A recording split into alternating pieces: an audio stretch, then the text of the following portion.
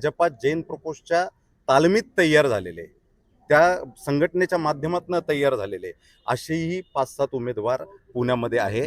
आणि त्यात एक प्रबल दावेदार म्हणून जर कोणतं नाव पुढे येत असेल तर ते आहे महेंद्र सुंदेशा मुथा. महेंद्र सुंदेशा मुथा तसा बघता राजकारणाचा त्यांना तेवढी आवड नव्हती, पण आम्हा सगळ्या मित्रांच्या आग्रहाखातीर आणि त्यांचं जे संघटन कौशल्य आहे ते बघून आम्ही त्यांना प्रोत्साहित केलंय. किंबहुना असं म्हटलं तरी वावगं ठरणार नाही का पॉलिटिक्समध्ये आम्ही त्यांना ढकललं आहे. कारण असे युवक निश्चितपणे पाहिजे आहेत, ज्या युवकाचे विजन क्लिअर असतात, ज्यांना म्हणजे नीती निर्धारणमध्ये अशा युवकांचं निश्चित महत्त्वाचं योगदान ठरेल. आणि नुसतं जैन समाजासाठी नाही तर एक संस्कारी सुसंस्कृत असा उमेदवार ज्यावेळेस महानगरपालिकेत जातो तर निश्चितपणे ते संपूर्ण शहरासाठी सुद्धा लाभदायक ठरतं.